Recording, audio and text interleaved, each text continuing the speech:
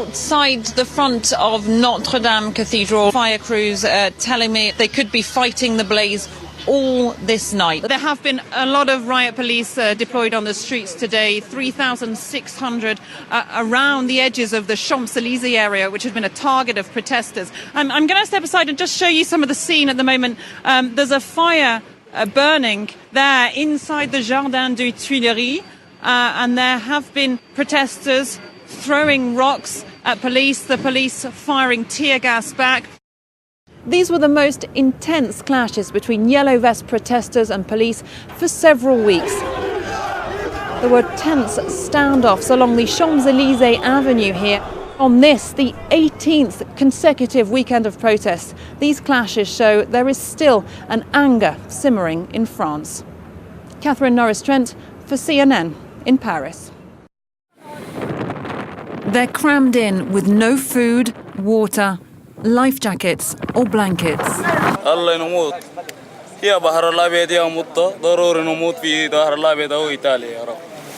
The migrants had risked it all to escape Libya.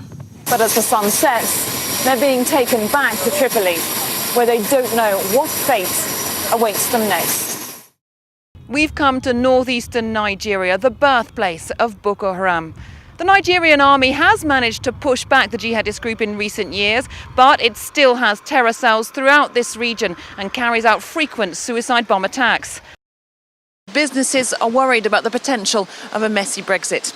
Here in Birmingham's wholesale market, traders are concerned about disruption to the supply chain. The British Prime Minister will be making a very last-ditch appeal to MPs in Parliament to rally round her, to back the deal which she has negotiated with Europe. It looks like she's on a hiding to nothing. Even her own whips, her own advisors were saying today they do not expect her to win. This is about how big the loss will be.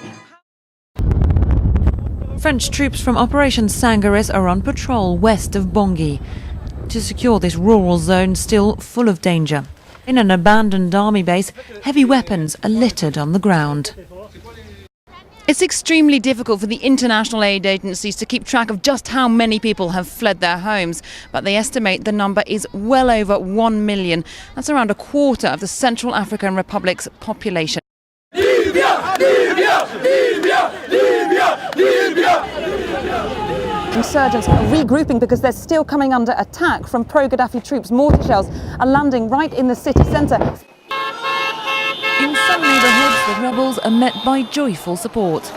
But in reality, they just don't know how much resistance they'll face from Gaddafi's forces in the heart of the capital.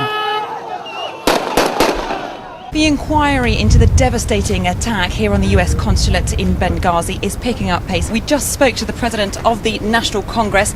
He said he's 100% sure now that this attack was planned to deliberately target the US ambassador. At the heart of the global scandal on disinformation, a Russian firm, the Internet Research Agency, better known as the St. Petersburg Troll Factory. Can we go inside? No, the rule is not to let people in.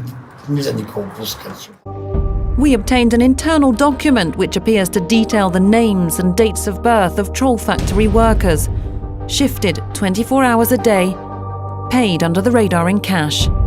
We arranged to meet one former Troll Factory employee.